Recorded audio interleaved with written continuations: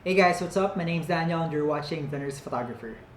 Gusto mo ba mag-shoot ng weddings pero hindi ka pa sure kung ano yung mga bagay or ano yung mga gamit na gusto mong bilhin and magkano ba dapat yung budget na dapat mong itabi para makompleto mo yung mga basic na gears lang for wedding photography? In this video, we're going to talk about wedding photography gears on a budget. And our budget is more or less 100,000. Okay? When I started shooting, I started small lang. Tipong kit lens lang, tapos entry level na DSLR, yung pinakamura pa. Hindi na ako naghintay no, na mag-upgrade pa ako ng mas professional na mga gamit. Ang ginawa ko noon, yung nakuha ko na yun, parang pinag-aralan ko lang yung camera, tsaka yung basics ng photography, yung exposure triangle. And then I started assisting na sa wedding photographers. Ngayon, bakit ba hindi pa ako nag-upgrade noon? Well, unang-una kasi parang kung hihintayin ko pa na gumanda pa yung mga gears ko, parang that would just delay when you're starting, dapat you need to learn about the wedding. And by that, I mean, yung flow ng wedding, no? Yung shooting styles, diba? Ang daming style ng photography. Parang it's a way of expressing yourself as a photographer, no? Kung paano i-shoot yung wedding. And also, yung mga reaction ng tao, dapat alam mo kung ano yung mga dapat mong abangan sa mga during the wedding and yung mga spots, no? And yung bawat condition, sabihin natin umulan, anong gagawin mo? Walang silong, no? Saan tayo mag-shoot pag wala ng ilaw? Matututo ka mag-ilaw, I mean, medyo magulo pa yun. Anyway, dapat matuto ka mag-ilaw. Kaya, I would suggest, no, parang sa umpisa, hindi importante yung gears, okay? Ang importante lang is, matuto ka. By the way, ang goal ko sa video na to is to give you a possible gear lineup that would cost more or less 100,000. So, this lineup worked for me, no, it worked for me for a long time. No? Since I started wedding photography and then when I started acquiring gears na talaga, parang ito na talaga yung lineup ko simula umpisa pa. And then yung nagka-extra lang ako, dun lang ako bumili ng mga extra lenses, extra ilaw, tsaka isang damakmak na battery dahil naka-Fuji na ako. I started shooting nga pala with Nikon and then mabigat kasing Nikon, so yung panahon na pag mga December, di ba? Pag wedding supplier ka kasi and then December, you're ready to give up all your weekend kasi dun maraming weddings. So, yung tuloy-tuloy yung wedding ko noon, sobrang sakit sa katawan kasi ang bigat. Okay?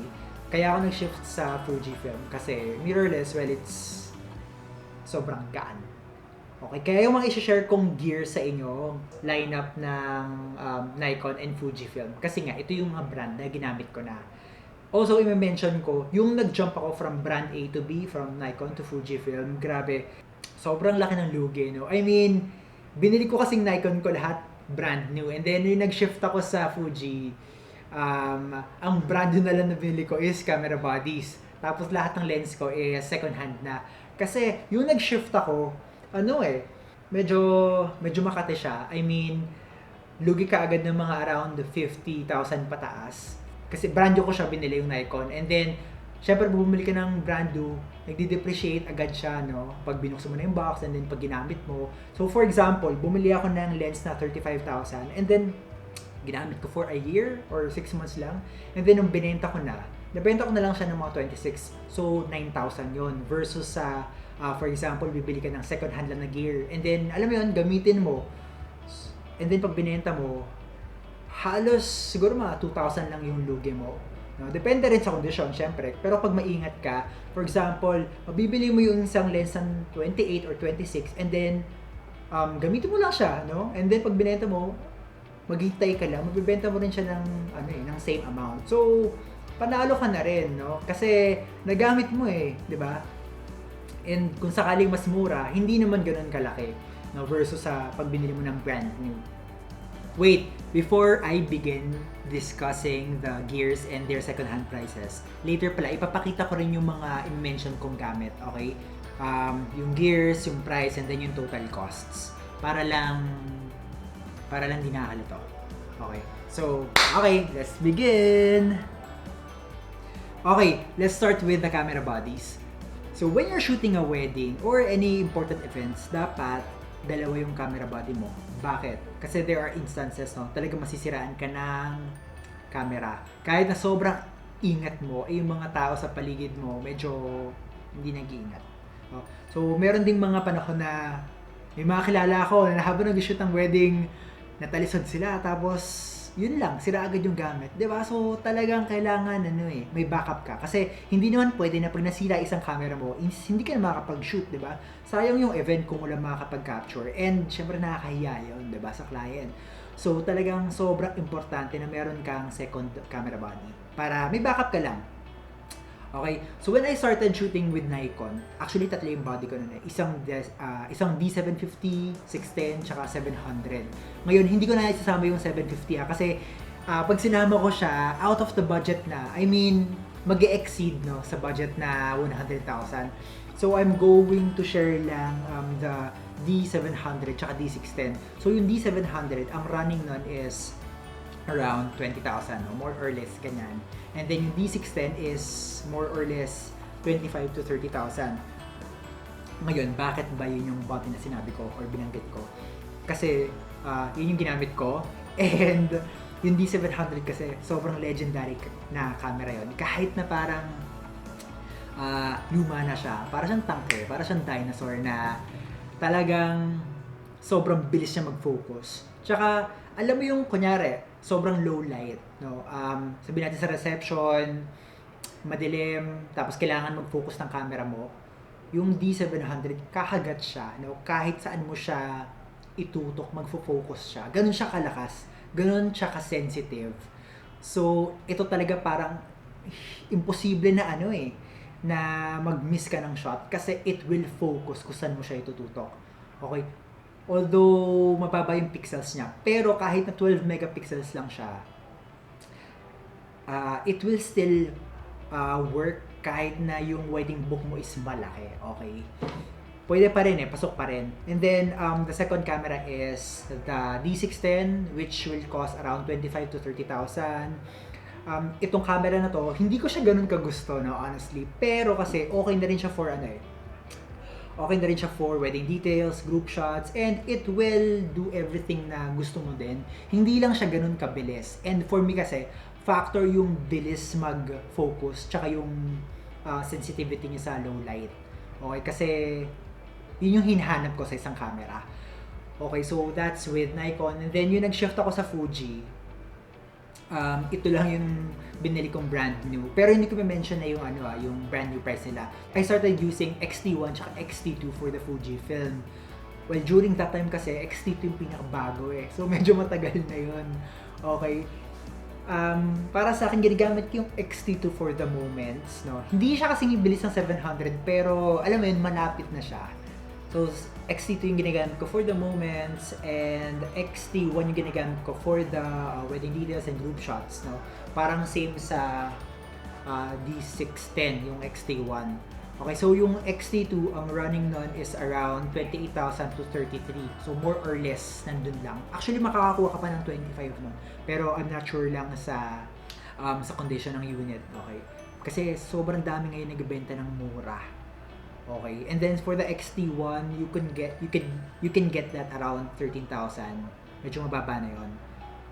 No, meron ding 15. So more or less ganun, 13 to 15. Okay, and then let's jump naman sa lenses, okay? So ang lens lineup ko simula nung nag-start ako mag-shoot is 85mm 1.8 G, 50mm 1.8G, tsaka 35mm 1.8G. Isa ko pa yung 1.8G, no? pwede namang isang salita na lang yun eh. Anyway, bakit ko ginagamit yung 85? Ay, teka, bakit yung tatlo muna yung lineup ko? Kasi parang, yun na yung tinatawag kong Trinity ko. Okay, Trinity na prime. Kasi yun lang yung kasya sa budget ko. Yung 85mm, okay siya for the portraits, and then alam mo pag nasa outdoor, and then pwede mo siya gamitin for the group shots. Grabe, sobrang magical ng 85 for the group shots. Okay, iba talaga. Kasi since sa panahon ngayon, sanay tayo usually sa camera phone na laging parang ultra wide, di ba? Or wide. Tapos yun yung gagamitin mo usually for the group shots, di ba? Parang sanay tayo sa wide. So pag gumamit ka ng telephoto na lens or zoom lens para sa group shots, parang bago siya sa mata. Okay? So, ayun, ang 85mm. Next is the 50mm. So, itong 50 is ginagamit ko for the portraits. Lalo na kunyari yung mga detail na portraits, tipong lalagay mo yung ring sa ditong part, no? Tapos parang yung shot mo is ito lang. So, parang kung gusto mo mag details ng portraits, parang okay din siya. For me, siya yung swak na swak for that. Okay? And then, ginagamit ko rin siya for the wedding details. Okay? Iba rin kasi yung iba yung feeling or iba yung dating ng 50mm. And then, most photographers kasi merong 50mm kasi parang it's a must-have. Okay? Yung 50mm.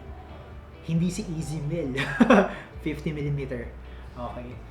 Sobrang love ko yan yung 50. Tipong hindi siya maalis sa isang camera ko. Okay? Pero may time na inaalis ko rin siya. Okay? So, next is the 35mm. Ito yung 35. Usually, ginagamit ko siya for the group shots. Okay? And then, sa flat lay ng mga wedding details. Okay? Flat lay, yung parang top shot ng mga wedding details. And then, group shot ng mga wedding details din. So, okay. So, medyo wide siya ng konti lang. Minsan ginagamit din siya for the portraits of the bride and the groom, pero kasi may konting distortion siya nang pag kin-close up mo siya sa portrait, medyo madidistort yung gilid. So pag nilagay mo yung, pag ginilid mo kunyari yung jaw or alam mo yun, yung eyes, medyo madidistort ng konti. Malalaman mo pag madalas ka na mag-shoot na parang ay distorted to. So yun yung usually yung tatlong lens na ginagamit ko yung nag-start ako. Talagang umiikot lang dun yung mundo ko pag nag-shoot ako. And then, pag kunyari, bridal walk na, yung isang lens ko is 85mm. And then, yung isa is yung wide, which is yung 35mm. Okay? And then, parang kasi, kunyari, naglalakad na yung bride, and then nasa likod ako ng bride, kukuha ako ng, alam mo yun, naglalakad lang siya, and then, yung audience lahat nakaharap sa kanya. So, maganda yung isang wide nun. Tapos, kunin mo lang yung, yung 85 mo, para mas zoom ng konti. And then, from there, parang lahat ng attention, di ba, nakatingin sa kanya. Tapos, doon mo pipitik yung, yung 85 mo. So, may kita mo yung mga reaction ng tao. Ang ganda niya gamitin para doon. Okay? And then, after nun, sa buong church ko, tama, 35 siya, 85 ako. Tapos, pag magki-creative ako, babalik na ulit ako sa 50 and 85. Yun lang talaga umikot din yung creative ko. Before we proceed to the Fujifilm counterpart, ang prices pala ng Nikon Trinity prime lens setup ko is, yung 85 is around 16 to 20,000 yan yung running. Pero usually 16 meron ka pang makukuha niyan. And then, minsan ay makukuha ka mag-post ng mga 15 to 14 pero medyo hindi, siguro may damage siya ng konti or iba yung condition, okay? And then yung 50 1.8G, ito pare, sobrang mura nito. 700 lang, maganda na yon. Okay? And then ito medyo mahal to, yung 35 1.8G kasi parang sa kanilang tatlo, ito yung pinakabago. Okay? Ito yung G for the full frame, hindi yung crop sensor kasi merong mas murang 35 na 1.8G . Anyway, itong para sa full frame is nasa 19,000, okay? More or less 19,000 kasi may nakita ako nag-post ng 23, may nakita ako nag-post ng 18, so dun tayo sa 19,000 na budget. Okay, so let's proceed to the Fujifilm counterpart. So yung nag-switch ako sa Fujifilm, kinailangan kong tapatan yung focal length ko sa full frame, which is 85, 50, 35. So ano yung lineup ko nun sa Fujifilm? So I will start with the 56 1.2. Okay, na pag kinonvert mo yun sa crop sensor, ang katumbas niya sa full frame is 85mm. So, almost same lang din talaga sila. Pero siguro may konting slight difference na lang din. Pero, yun na yun. Okay. Ang bili ko nun sa 56 1.2 is 35K ata. Pero, since we're on a working budget lang, Ang i-mention ko na lang is yung Viltrox 1.4, which is, ang running nun is nasa 18,000. Okay, generation 2 na yon. And then next is the 35mm 1.4 ng Fujifilm, which is, ang katumbas niya is 50mm sa full frame. Huwag kayong malito 35mm siya sa Fujifilm. Pero since crop sensor siya, times 1.5 mo equals 50mm siya. Okay? So itong Fujifilm na 35 1.4 is makakakuha ka nito ng 18,000 no, na price. Okay na yon, usually kompleto na yun with box. Okay, sulit na yon, kuha ka na doon. And then for the last lens sa Fuji lineup ko, it's the 23 f2. Okay, ang katumbas ng 23 sa full frame is 35mm. Okay, huwag kayong malito, medyo nakalito. Okay, anyway, ang second hand price ng 23mm f2 is 12,000. Okay, more or less nandun, pero usually 12 okay na yan eh, safe na yon. Okay, so yun yung mga lens lineup ko. Okay, sa Nikon is 85, 50, 35, 1.8G, and then sa Fujifilm it's the 56, 35, and 23mm.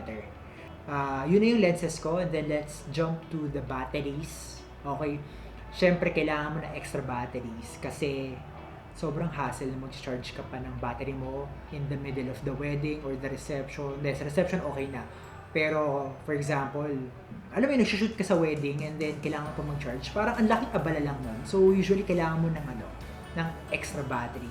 So for the usually kasi sa Nikon, ang presyo ng extra na battery, more or less nasa 1.5, 1,500 to 2,000. So, mga around 1,800, safe na yon. And then you need 2, okay? You need 2 extra batteries. Okay na yon. Matipid naman sa battery mga full frame eh. And then for the Fujifilm, ang battery would cost around, second hand to not original, around 1,000 to 1.5 each. So sabihin natin makakuha ka ng 1,000. Kuha ka ng tatlo. So mga 3,000 na yun, okay? Or mga 4,000 plus. Kailangan mong mas maraming battery sa Fuji kasi mas mabilis siya maubos since mirrorless siya. Okay, and then syempre kailangan mo ng bag to fit everything, di ba? Yung mga okay na bag, usually magkakos yan ng more or less 5,000. Pwedeng shoulder bag, backpack, or pwedeng parang yung mga roller, parang maleta na pag ginamit mo yon is tatanong ka ng mga tao, "Sir, galing ka ba sa airport?" Hindi, camera bag to. I get that a lot, no?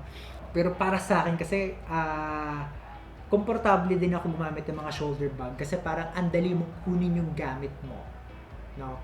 Versus sa backpack na parang ibababa mo pa para kunin. And then ito namang roller is parang dapat naka-station lang siya and then may assistant ka na mag-abot sa mga gamit mo. So anyway, okay, yung bags would usually cost 5,000, di ba? And then kailangan mo ng flash or LED. So ang mga decent na flash is yung mga original, sobrang mahal nun, mga 20 or mga 18, ganyan. Pero, pag mga third party, makakakuha ka ng mga 5,000 na okay na yon. Decent na yon. Kailangan mo kasi talaga ng flash, no? Kakailanganin mo siya kahit na ayaw mo. May mga panahon na talagang gagamitin mo siya, no? Or, kung hindi ka kukuha ng flash, okay rin kumuha ng LED. Pero mas okay kung may flash at LED ka. Pero since working budget lang tayo, dapat hindi ka lalagpas sa 5. So pili ka lang sa dalawa siguro. Okay, flash or LED. And then syempre, kailangan natin memory card. So usually, kuha lang kayo ng SanDisk, okay na yun. Make sure na original yung SanDisk na bibili nyo kasi sobrang daming fake, okay, na lumalabas sa SanDisk. Lalo na sa mga online stores. Dami talaga na fake. Pero actually, mas mura din talaga sa online store kumpara sa mall. Pero, hindi lahat talaga sa online store is original. Ingat lang kayo. Okay, so i-flash ko yung costs, no, and list ng mga gears na sinabi ko. So, sa Nikon, it would cost around 102,600. And then, for the Fuji, it's 104,000. So, pwede mag-exceed ka pa ng konti. Siguro 110. Pero, alam mo yun, dun na rin yung range niya. Also, itong diniscuss kong gears medyo, yung gear lineup kasi, medyo subjective siya. Magdedepende din siya sa style ng wedding photographer. No, pwedeng hindi mo prefer yung 50, so papalitan mo siya ng ibang lens, no?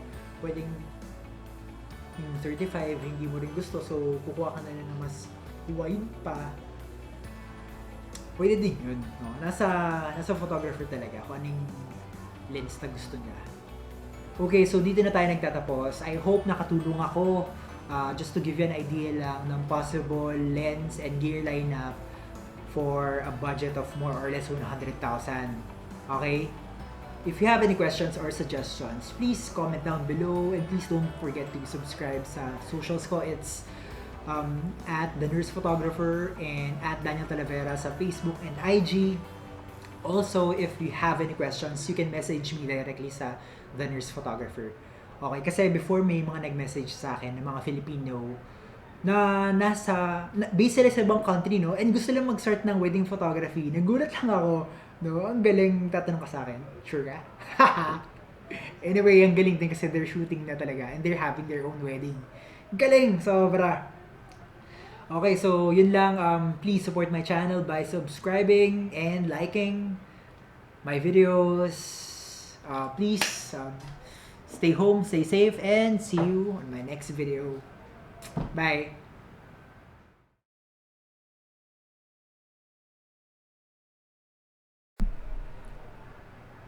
Okay, rolling.